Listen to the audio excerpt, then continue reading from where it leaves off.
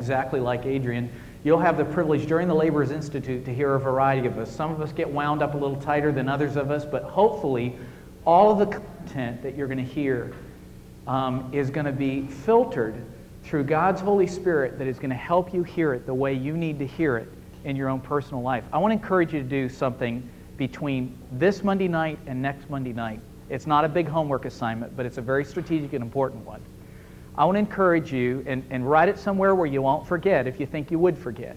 I want to encourage you to find 2 people, trustworthy, reliable people, that you can say, I'm in a 10-week course that I'm trusting God to use, not just to change my life, but through me to change the lives of others. I really need a prayer team. Would you be on my prayer team? Get 2 people.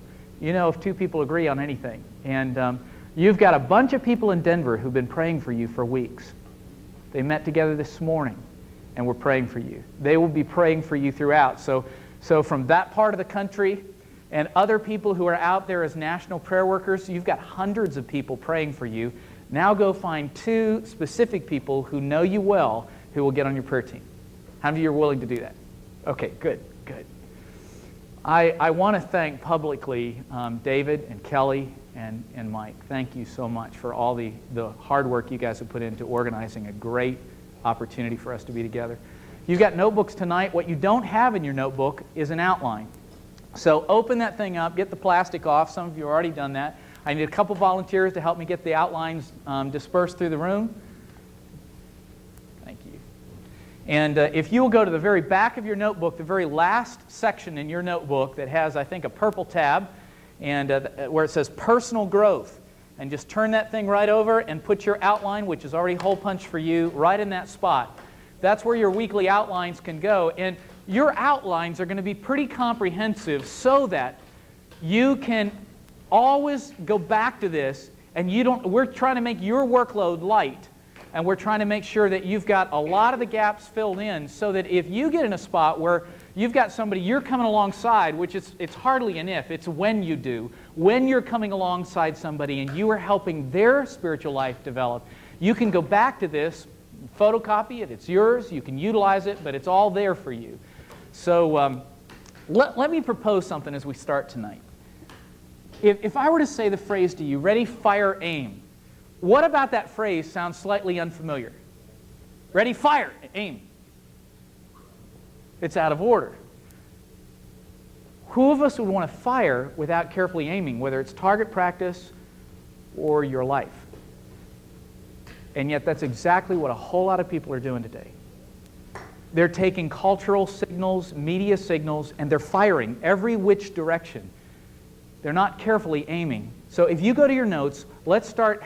Does anybody need a writing utensil? I didn't even check. Has everybody got a writing utensil? Everybody's got something to write with? Let's start plowing down through these notes. Ready, fire, aim would be a ridiculous proposition to entertain, whether it was target practice or your life. Because aim at, what's the next word? Aim at nothing, and that's what you'll hit. Now, I've got a hero, a champion in my life.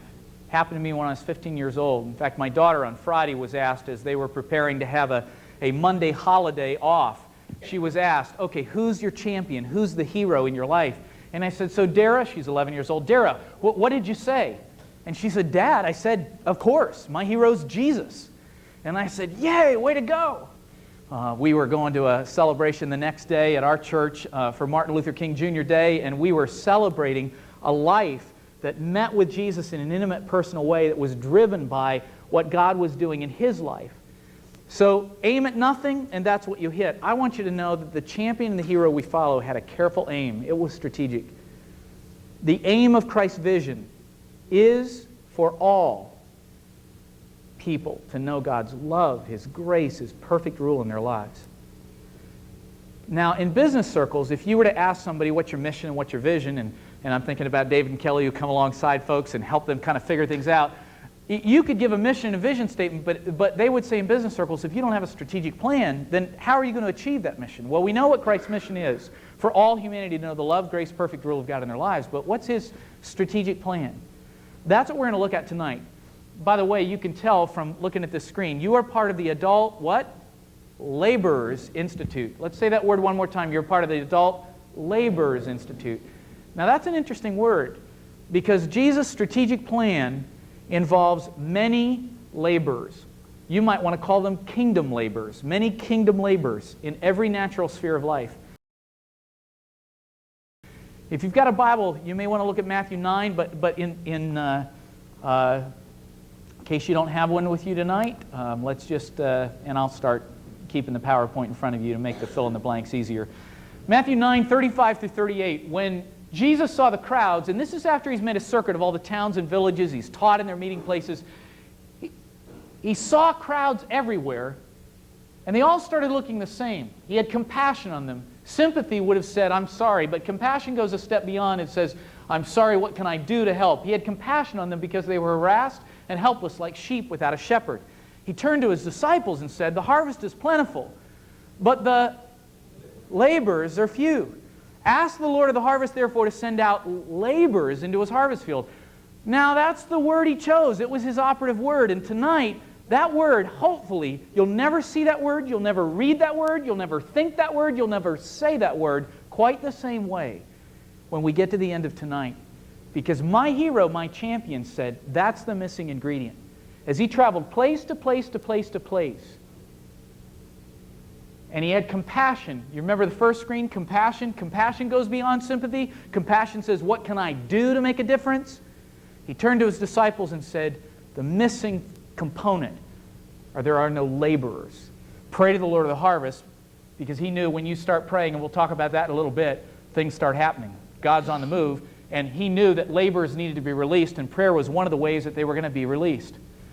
Well, back to your outline, let's just start recognizing that according to Scripture, you and I don't have to spend our lives aimlessly. If we're followers of Jesus Christ, we're God-gazing Christ followers, we can invest our lives purposefully and strategically. You can invest your life. Go to number 1 in your outline. Does everybody have a copy of the outline? Everybody got one? Okay. I want us tonight to recognize that labor isn't a word that was chosen by you or me. It was chosen by the commander-in-chief, the chief cornerstone of everything you and I are a part of. So recognize first and foremost that Jesus said laborers are the greatest need. Jesus said this. Now, in a minute, I want you to take note of the fact that's not what others are saying today. But I want you to recognize, in fact, right in that little gap between your number 1 and the next fill in the blank, just in that little space there, I want you to write laborer. Just write the word laborer. I want you to see that word for a minute. Laborer. What do you recognize about that word? What's interesting about that word? Well, fill in the first blank. It's an all-inclusive word. It's an all-inclusive word. If you'll think about it, there's not a child, there's not a senior citizen, there's not a human being that's been created and designed by God. There's no one. This is an equal opportunity. It's an anybody word. It's an everybody word. There's no exclusivity in Christ's employment plan.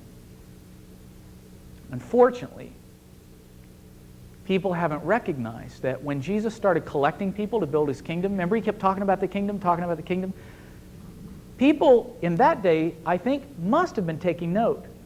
First of all, recognize that when Jesus showed up, he showed up in camouflage. He showed up in a carpentry shop. He didn't show up in a synagogue platform. He wasn't standing behind a podium. And I understand that because for me, as a clergyman or a minister or an ordained person, in fact, when we moved into the next neighborhood that we were about to live in, we've been living for the last 5 years, I said to my wife, why don't we start telling my neighbors, we're in a new place, let's tell them I do administration for a non-for-profit, which is exactly what I do. I'm president of a non-for-profit organization called Kingdom Building Ministries. So I wanted a real relationship like many of you in the room have. Now, what do I mean by that? Those who are pastors, they'll tell you. The minute somebody knows you're a reverend or you're a clergyman, they get nervous around you. They start cleaning up. They start being somebody they're not normally on an everyday basis. You can't really get to know them because they're uptight and they're not who they really are. So for 5 years, almost 5 years, I was having the thrill of being an ordinary regular guy with my neighbors, building relationships. We're having a great time. And after about 4.5 years, my neighbor across the street, we're sitting in his yard. And as we're sitting there, one of the other neighbors is walking his dog, and his dog is making deposits on different neighbors' yards. And so my neighbor let out several explicatives to let me know how he feels about that.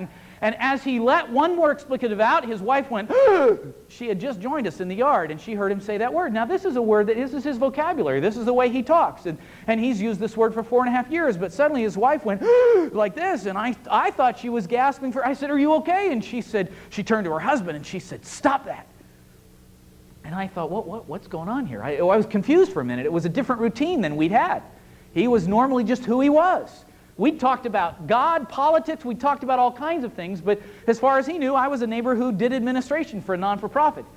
So he let out another explicative toward his wife and said, what are you talking about anyway? She said, stop that, you're embarrassing me. And I said, he's embarrassing you. Why? What's going on here? She said, your daughter told me. And I said, my daughter told you what? She said, your daughter told me what you really are. And I said, what really am I?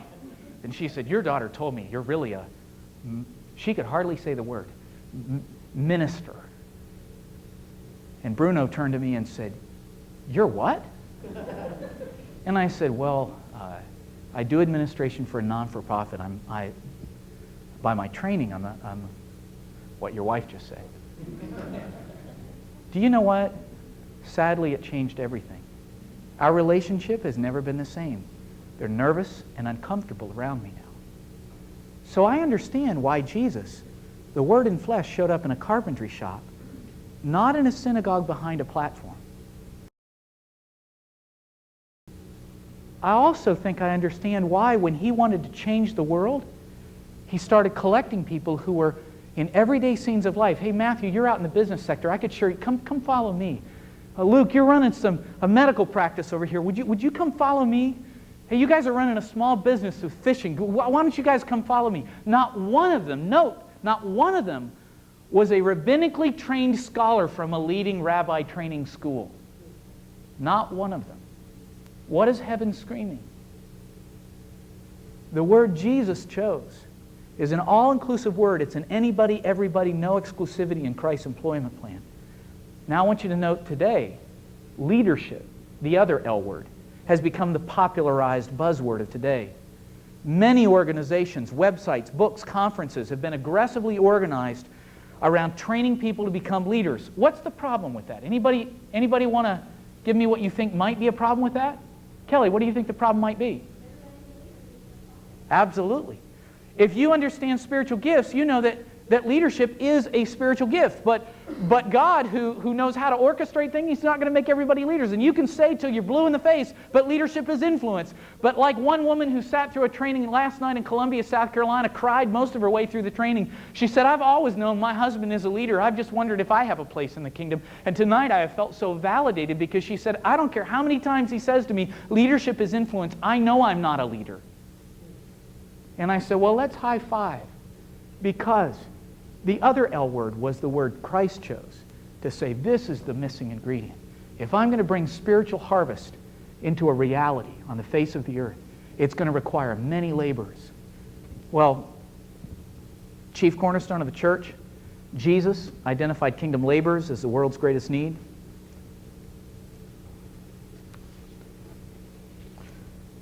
Go on to the internet if you want to have a little fun.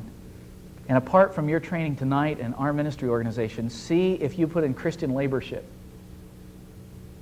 how much rolls up. Put in the word Christian leadership and see how much rolls up. And the interesting thing to me is the chief cornerstone of the church, Jesus himself, our hero, was the one who identified this word. And the only time we hear this word typically in church arenas is when it comes time for a missions conference, for people who are going to go someplace else other than where they live and do life, in their neighborhoods and their work spheres. Well, let's go on. It's time to endorse, I'm trying to follow your notes here, it's time to endorse and empower what I call shirt-sleeve saints. George Gallup, who, any of you familiar with Gallup poll? He started doing so many polls that he started recognizing that the people who were really having an influence on the world today were ordinary people out in regular spheres of life. In fact, more Christian celebrities are not the answer to the great harvest need. I don't know, after several decades, you could get the impression that if you wanted to really have an impact for God, you must have to be able to play an instrument. You must be able to sing a song with 5 key changes and a high note at the end, or you need to be able to write a book or give an eloquent speech if you're going to really build the kingdom of God. I mean, that's the impression we've gotten in the last couple decades. But if you read the Scriptures, you'll find something completely different laid out in front of you. It's exciting. In fact, if you read the Scriptures, you'll find people who just got down into, in fact, fill in this blank. It's time for Christians to stop seeking spotlights and get into the mud puddles of human need where the work needs done. When you start seeing Jesus, in spite of the fact you know He's a leader, you see laborship all over His life. That's the important L word that all of us, whether we have the gift of leadership, the gift of helps, the gift, all these other kinds of gifts, I think the overarching banner of laborship is what enables us then to know, okay, well, somebody's got dirty feet. It's time for me to wash feet. Oh, it's time for me to hold kids. Oh, it's time for me to sit down at this water spot and talk to this gal that nobody else is talking to. Those were acts of laborship. Some leaders today, if you'd read their books, they would tell you that you delegate that kind of stuff so you can keep doing the important stuff. But Jesus, over and over and over again, is in mud puddles of human need, touching a leper, talking to a Samaritan, doing all kinds of things that laborship takes him there. The future of the kingdom, I believe, is in human resources.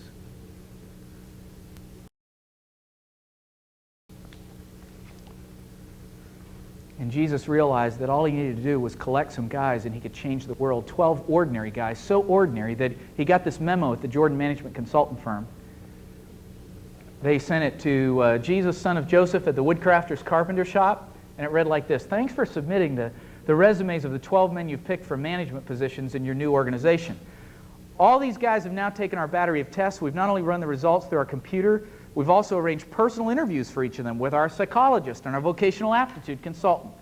So Jesus, we'd like you to know that it's our staff opinion at the Jordan Management Consultant firm that most of your nominees are lacking in background. They're lacking in education and vocational aptitude for the type of enterprise you're undertaking. Simon Peter, he's emotionally unstable. He's given to fits of temper. Andrew has no qualities of leadership. The 2 brothers, James and John, sons of Zebedee, place personal interests above company loyalty. This Thomas guy demonstrates a questioning attitude that we think would probably end up undermining morale. And we feel it our duty to tell you that Matthew's been blacklisted by the Greater Jerusalem Better Business Bureau. James, the son of Alphaeus and Thaddeus, definitely had radical leanings. They both registered a high score in the manic depressive scale. But one of your candidates, however, shows great potential. He has leadership gifts. He's a man of ability and resourcefulness. He meets people well. He has keen business mind. He has contacts in high places. He's really highly motivated. He's ambitious. He's responsible. We'd like to recommend Judas Iscariot as your controller and your right-hand man, but all these other profiles are self-explanatory. We wish you every success in your new venture, the Jordan Management Consultant firm. Now, I think God is looking today for common laborers. What's a common laborer? First and foremost, in your outline, you'll see a common laborer is somebody who is in love. They're in love with their master. We're going to talk about that a little bit more tonight and a lot more next week with Adrian Dupre and the next week with Dave Ward, some of my favorite communicators. The second thing that God is looking for is people who stop seeking to glorify themselves. Third hallmark of a common laborer that God's looking for is somebody who stops seeking to serve themselves. Up at the top of the next page, He's looking for people who have put out the welcome mat for God's inner rule and reign in their lives. Yes, sir, you're the boss. What do you want done, sir? That lady over there? This over there? It's not cafeteria-style pick and choose. It's you're the boss. What do you need?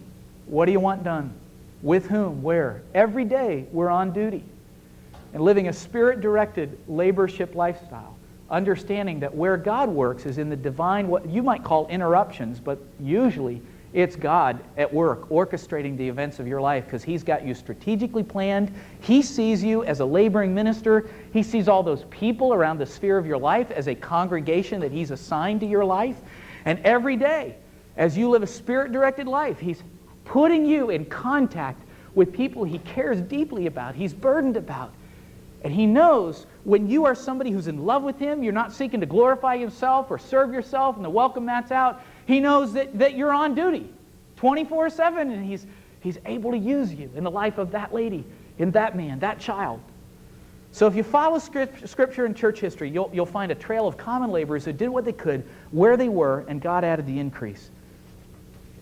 Now, coming out of decades where you and I have gotten the impression you have to have an extraordinary talent, or you have to be highly educated, or you need to be impressively gifted, we could wonder, what can one common laborer do?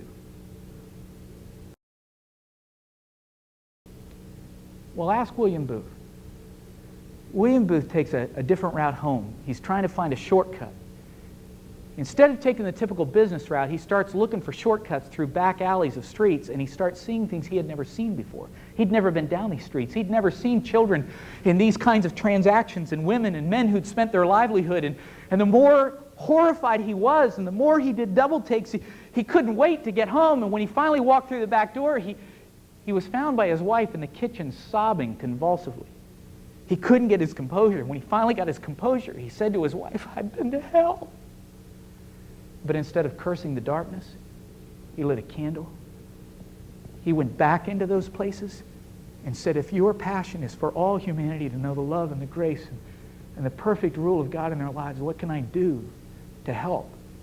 And one life at a time, he started stepping into their pain, these mud puddles of human need, and seeing what he could do to help. Eventually, he had such a collection of trophies of God's grace that he was looking for a place for them to be able to worship God on a weekly basis. And he needed help to keep up with the fact that God was working with these people who he had found in the back alleys of London. And now today, the largest standing army in the entire world is known as the Salvation Army.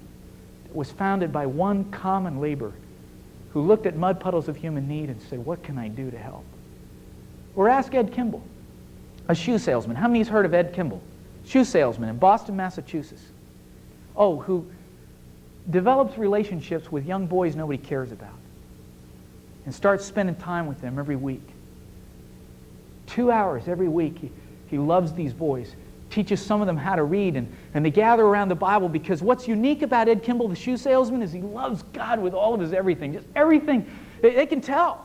And every time they get around Ed Kimball, that's like the hallmark that sets him apart, somebody who's in love with his master. And he starts teaching these boys how to love God the way he loves God. You know that's the best evangelism in all the world, is to love God with everything in you and teach somebody else to do that same thing. That's the best evangelism there is. And before he knew it, these boys were learning how to love God. And by the age of 21, Dwight, one of those boys, Dwight Moody, knew that what he wanted to do with his life was help people come in contact with God the way Ed Kimball, the shoe salesman, had helped him. So Dwight Moody starts running around telling people, and the next thing you know, Dwight Moody is sharing with a guy by the name of J.W. Chapman, and J.W. Chapman wants to share what Dwight has shared with him, how he can love God intimately and personally and follow hard after him. And so J.W. Chapman shares with a guy by the name of F.B. Meyer. Probably your pastor, and thousands of pastors across the nation pull out F.B. Meyer commentaries and look things up, because F.B. Meyer learned how to passionately love God from J.W. Chapman, who learned it from Dwight Moody, who learned it from the shoe salesman Ed Kimball.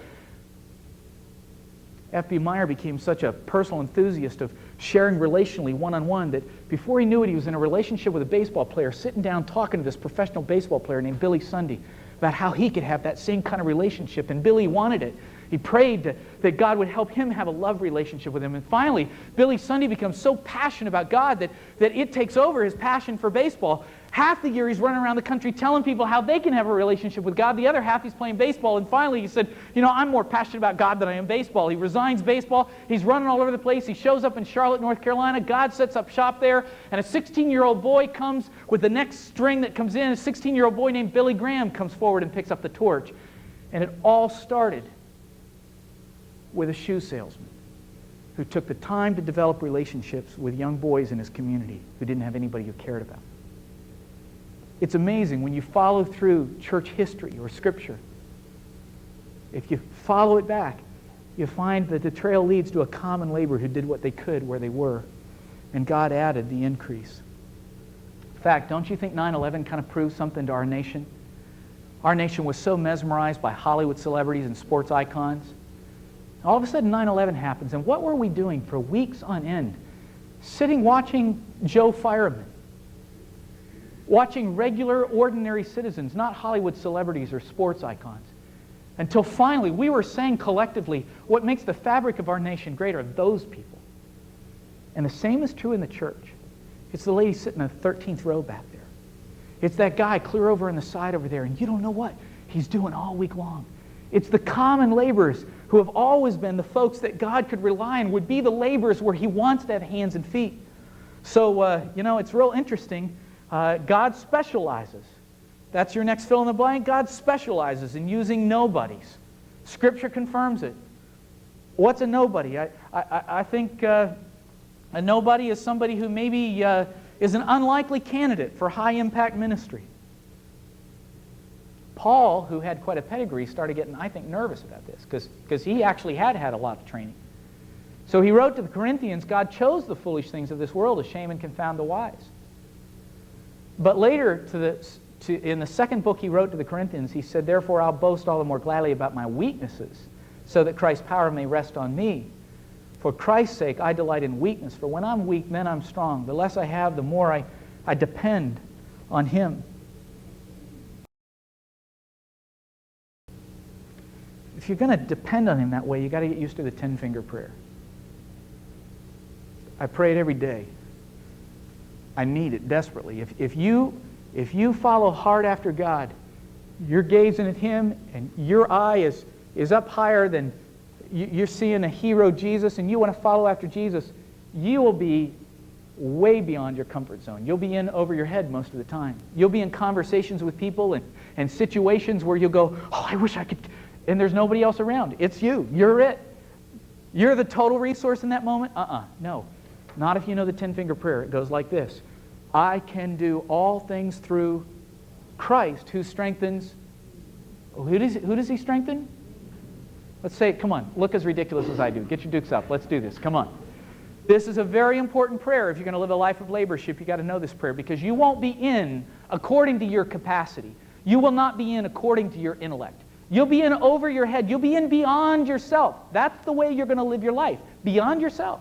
And you got to know the 10-finger prayer, because at certain moments you'll seek to think logically and you'll go, I can't do this. And then you pray it out loud. I can do all things through Christ who strengthens me. No, wait, keep it up. I want you to notice something. There's something real interesting about this. I want you to notice the smallest part of this equation is I and me. Is that not interesting?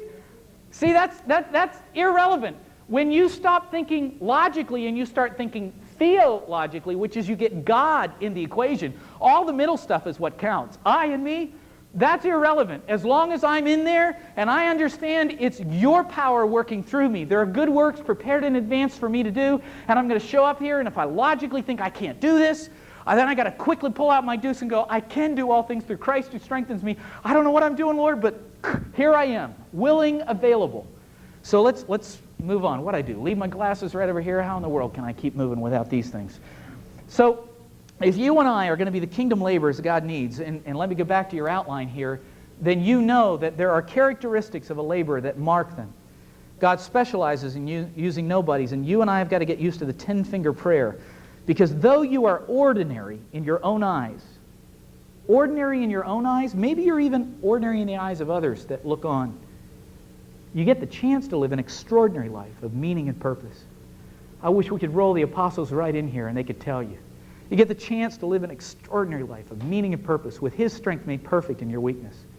Because in God's kingdom advance, ordinary people get to live extraordinary lives of eternal impact. I remember reading the book of Acts, and I remember reading through the New Testament and recognizing how ordinary those folks were, and then looking, what are the common denominators? Well, I think it's first and foremost, when I got to the book of James and it told me being a hearer of the word wouldn't take me into a blessed life. It was being a doer of the word. So that's where in the second point of tonight, we've got to transition from recognizing what Jesus said. What's that word that Jesus said is the missing ingredient for spiritual harvest? What is He looking for? Laborers. And we're in the Adult Laborers Institute. So that's number 2. You and I want to choose an identity We want to choose to be a kingdom laborer. I don't know how important you are. I had a bunch of important people in a corporate building last night in Columbia, South Carolina, living through this training, and I said, you know, I don't care whether you're the governor or the president of a corporation or whatever else. If you are a Christ-following, God-gazing Christian, then know that this is a purposeful word. We had a marketing company come in the 90s to Denver, Colorado from Southern California, who are supposed to help us know how to better communicate and get our message across. So they spent a full 2 weeks with us, and then they flew back to California. We're supposed to come back in 7 months. At the end of 7 months, they didn't come back. They called and said, we need an extension. On month 9, they showed up and said, you know, we're just going to cut to the chase and tell you. You got a mess here. I said, what? They said, well, you got a marketing mess. And we're just going to cut to the chase and tell you. You've chosen, you know, kingdom building ministries, you've chosen to identify with an awful word. And I said, well, which? Kingdom? Because kingdom is what Jesus used all the time, and kingdom means there's no denomination, there's no ethnicity, there's no age, kingdom is it's boundaryless, and building is it's always going on, and ministries is as unique and distinct as we are people. And they said, no, that's not the word we're talking about. It's this other word that's in your mission statement. When you guys say that your mission is to challenge and equip every Christian to become a kingdom, they couldn't even say it. They didn't even want to say the word. And they said, let us just tip you off. The word labor is not a Madison Avenue word. It's not a posh word. It's not a feel-good word. It's not an up word. You need an up word. And I said, well, we got a serious problem here because we didn't choose the word. The guy who started this whole thing chose the word. We're stuck with this. And I think it's an important word for us to swallow. I choose to be a kingdom laborer. They said, then what do you think a kingdom laborer is? We said, well, there are 3 other L words that we think are important for a kingdom laborer to get acquainted with. And the first one is love. We think that a kingdom laborer is somebody who has an intimate love relationship with Jesus and a passion for bringing Him glory. I can already tell. I've talked with some of you beforehand, but just teaching you, you get a feeling for crowds. You're great people. You know, you must have a great time here together. You're great people.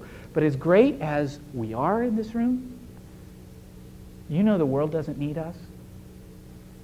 They need Him. And the more we've been with Him, the more He shows up on the everyday scenes of our lives. In our neighborhoods, in our kitchens, in our workplaces, in our classrooms. That was the key of the early apostles, wasn't it? They said, well, they're ordinary people, but they've been with Jesus.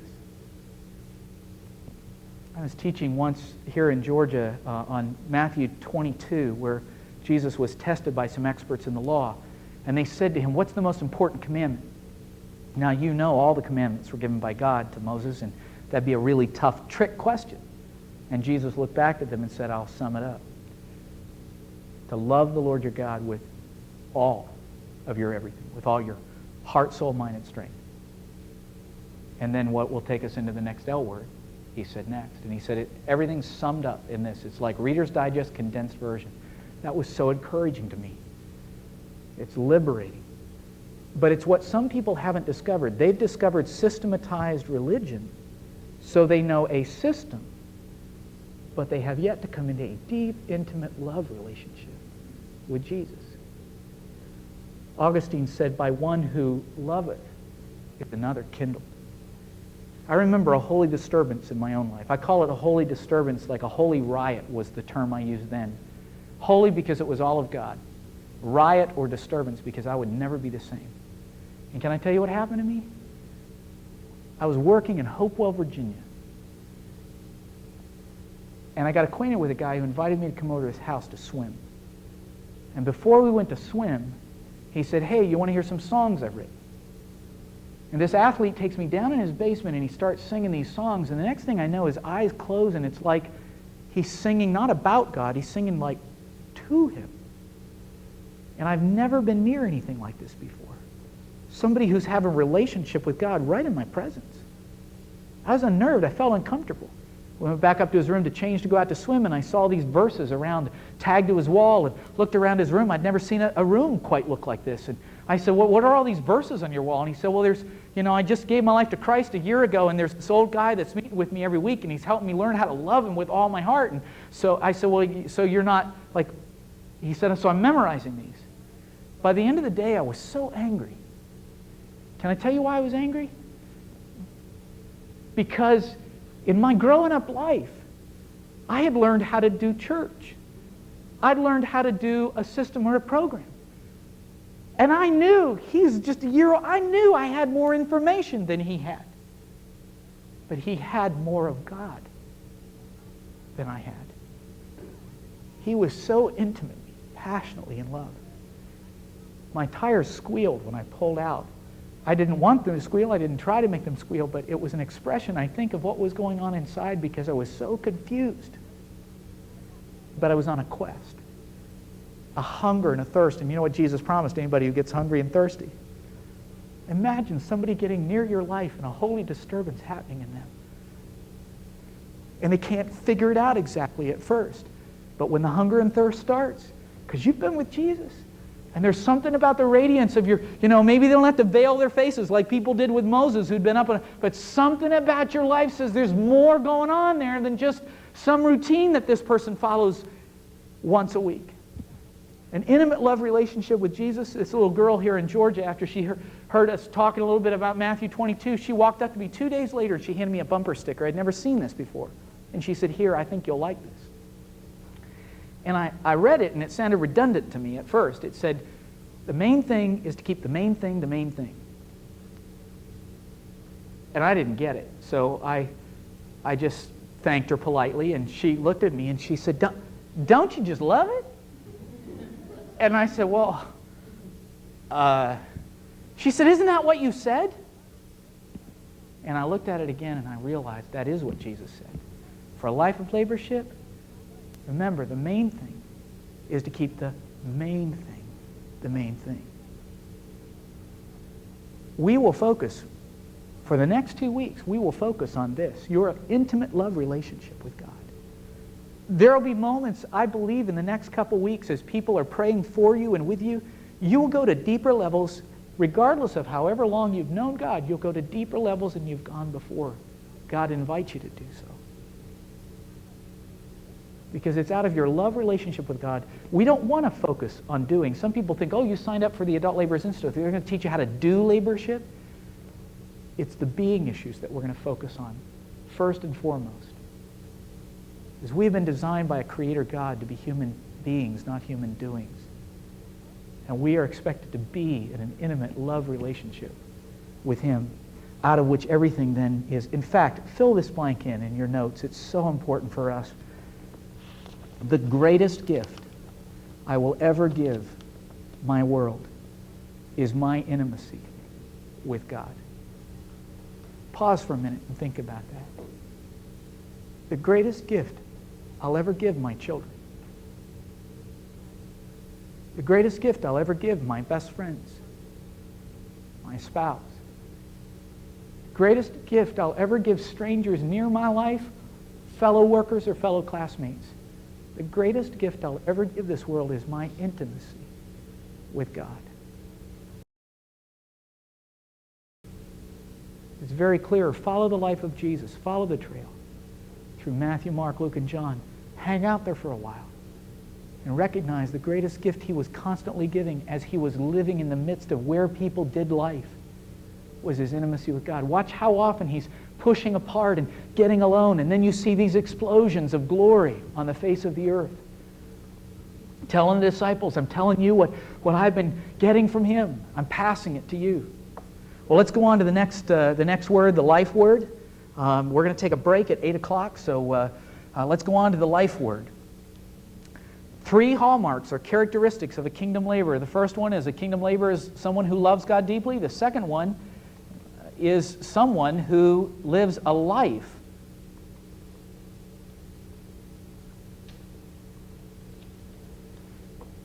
for God and others through distinct personal ministry. A laborer's love for God overflows in a lifestyle of distinct personal everyday ministry. ministry that looks like us. When I first got married, before I got married, my grandmother, who came to live in our home after my grandfather had passed away at age 51, and there wasn't anything to supply or sustain life for her, so Grandma came to live with us. She was a godly, saintly lady. Her husband had been a preacher, and so she just kind of knew her way through the world of ministry. So when it was time for me to get married, I didn't think about the fact that my grandmother expected that she would do an interview with my prospective wife. The next thing I know, Grandma has arranged a tea for my wife. I'm starting to get little signals, so I tipped her off and said, I don't know what my grandmother's up to, but I think just go in calm and collected. Grandma came out of that tea time and she said, honey, I don't think this candidate will work. And I said, Grandma, what are you talking about? She said, well, aren't you going to be a minister? And I said, well, yeah, Grandma. She said, well, honey, can she sing? I don't know. She sings beside me at church. No, can she sing up front? No, Grandma. Can she play the piano? No, she doesn't play the piano, Grandma. Can she stand up and teach a ladies group? No, Grandma, she's not an up front person. That's not who she is. She loves God with all her heart. She's passionate about loving people around her, and boy, Grandma, she can bake a cherry pie. Man. Well, Grandma wasn't all for it. But God had destined my wife and I to be partners for life. Within the first year, I was traveling someplace, and my wife was my traveling companion. We show up, and they give us the program. And my wife panicked.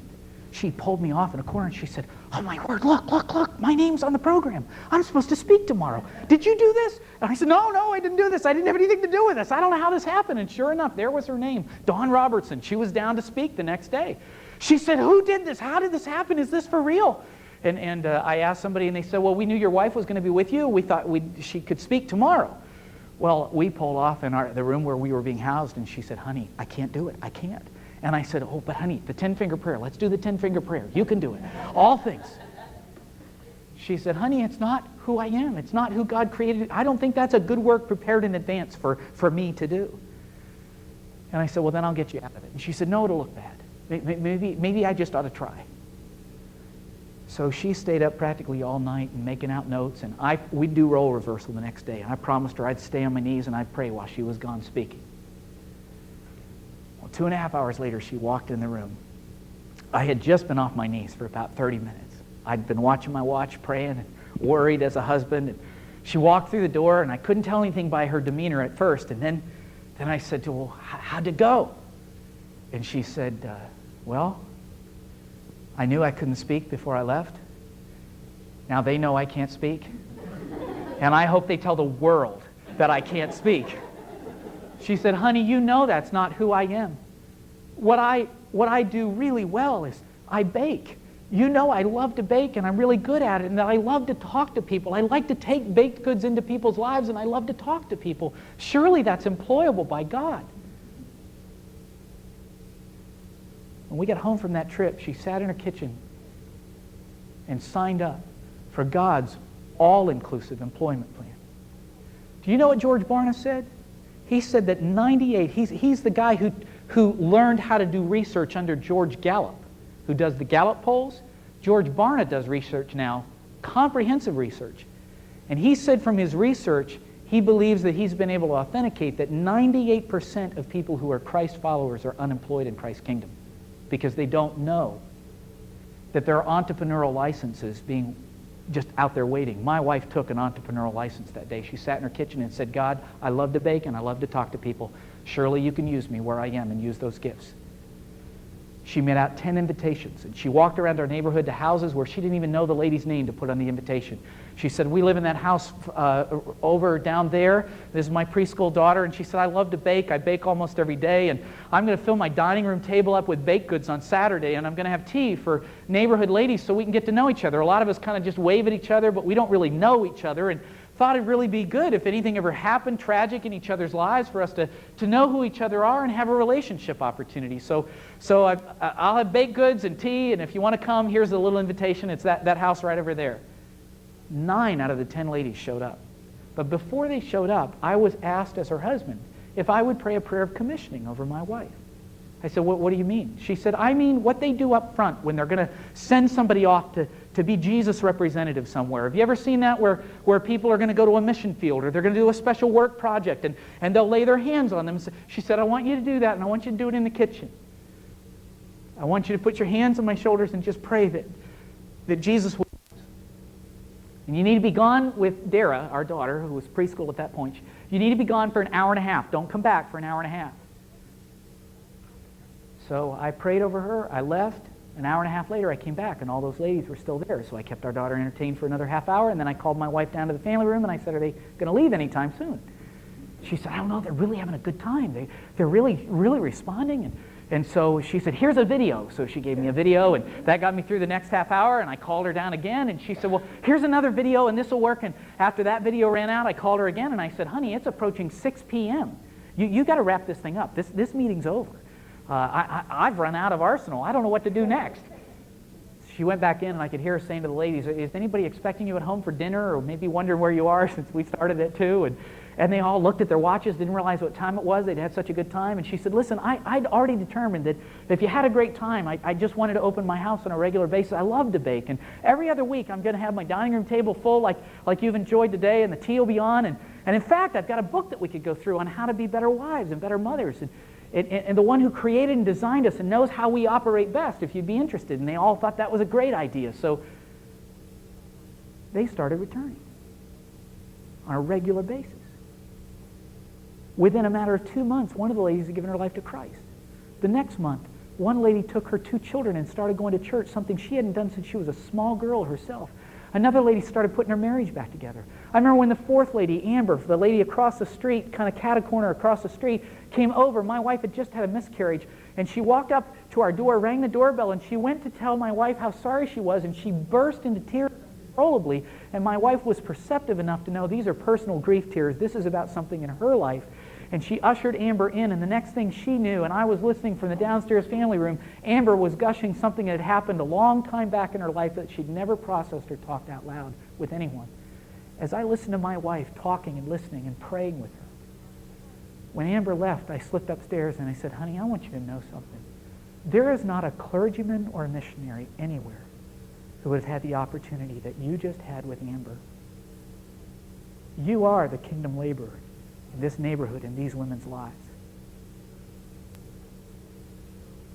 And the ministry that you just performed, honey, I may be the trained one, but you're the person in camouflage that with a life of love for him and love for them, you've used what's unique about you, baking and loving to talk to people, to bring Christ into their arenas. Recognize where Jesus built the kingdom. It wasn't, come and see me at the synagogue next week. He went where they were at. He met them in their marketplaces. He met them at their houses. He was out where they were at. That's where ministry took place on Monday afternoon and Wednesday morning and Friday evening. So we're the people that he wants to employ if we'll understand the whole idea of creative entrepreneurial licenses, that he, as a designer God, has designed you with hobbies and interests and unique passions and gifts that nobody else has, that puts you in a sphere of influence nobody else has. Paul loves coffee. He's a connoisseur, he thinks, of coffee, good coffee. Paul graduated from Our Laborers Institute, and he just looked at me and said, you know, God's got a big challenge here because I gave him the fact that I'm passionate about coffee, I'm a connoisseur of coffee, and I love to just talk to people with good coffee in my hand. 7 months later, a businessman called from his community and said, you will never believe what Paul is doing with his passion for coffee. I said, well, try me. He said, do you know what he's doing? I said, well, I know he's mentoring 5 young guys in that community. I know he's gotten involved in a ministry there.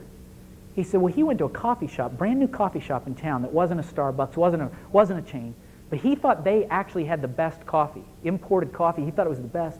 So this guy was struggling to get his business off the ground. Paul went in and made him a business proposition and said, if I can get people to buy your coffee, come in as paying customers, can I talk to them loud enough for me to hear them to hear me, whether it's 3 people, 13, or 30? And the guy said, these are paying customers. They shook on it that day, and Paul invited people to come to that coffee shop, and he talked to 3. The businessman who called said the 3 did morph into 15. He said the next time I turned around it was 25.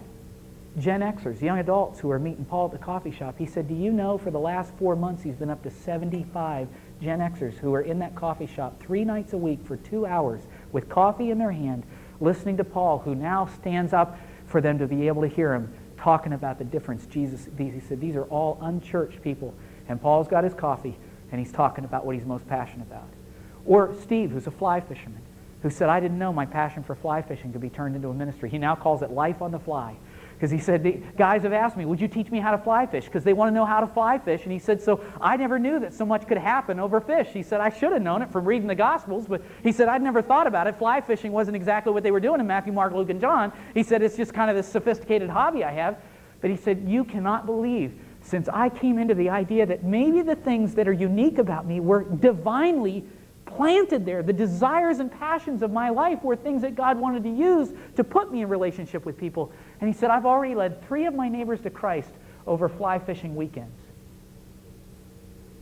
Or Grace, a little lady who lives on Strawtown Pike in a farmhouse. She heard this message and she signed up with God and just said, God, if you could use an old lady like me who lost her husband and feels like, what have I got left to do? That week, she saw a letter to the editor of a periodical that said, would there be a grandmother type out there who would be willing to correspond with a prisoner like me, who just gave his life to Christ when an evangelist came to our prison, but I don't know what to do next. And I'd be most comfortable with a grandmotherly type lady. So Grace wrote to the editor of the periodical and said, I'd be happy. I raised 5 boys myself in my farmhouse, and I'm not intimidated by boys. You give my address, and I'd be happy to write to him and tell him how to have a deeper relationship with God. She didn't know that her first letter would be a long string of letters that she would begin to send Bob Bible study verses to look up, and he would lead a cellmate to Christ, and then they would form a little Bible study group in that prison that Grace would be leading from her farmhouse, giving them scriptures to look up and send back answers that they thought, and then she'd kind of send back, and she was discipling these guys. She said, I got a captive audience. They're not going anywhere.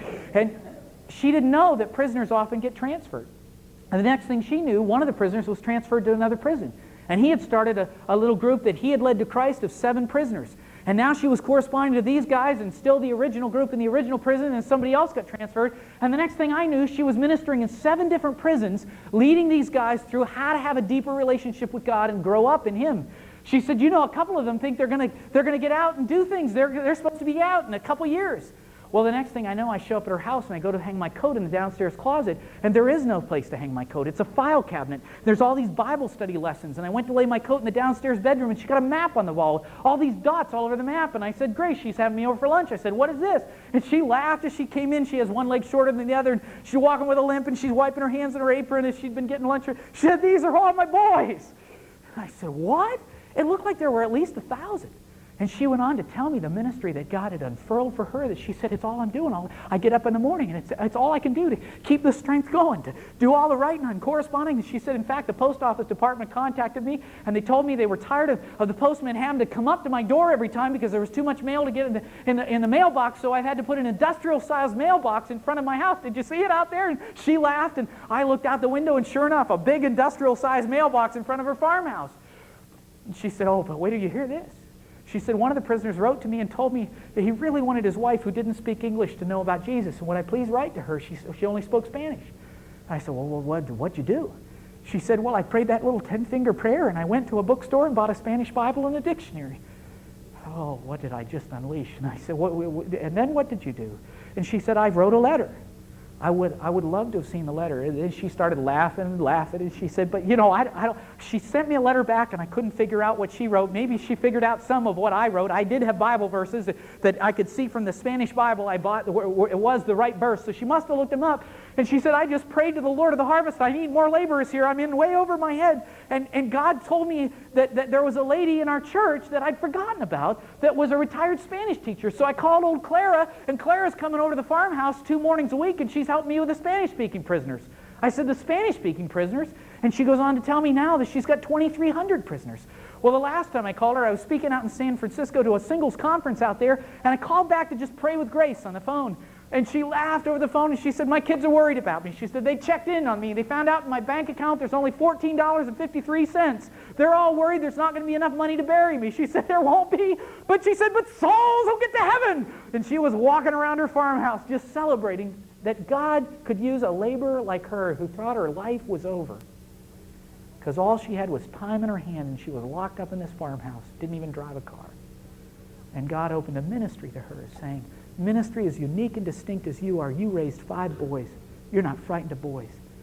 Everything about you, Doug said to me, I would never believe my cancer was employable by God. When I found out I had cancer, he said, I thought it was the worst thing until I heard something like this. And I said, well, God, if you could use my cancer. He said, the next thing I know, my doorbell rings, and there is a neighbor from 5 houses up standing at my door and introduced himself. And he said, you don't even know who I am. You probably know my blue Buick.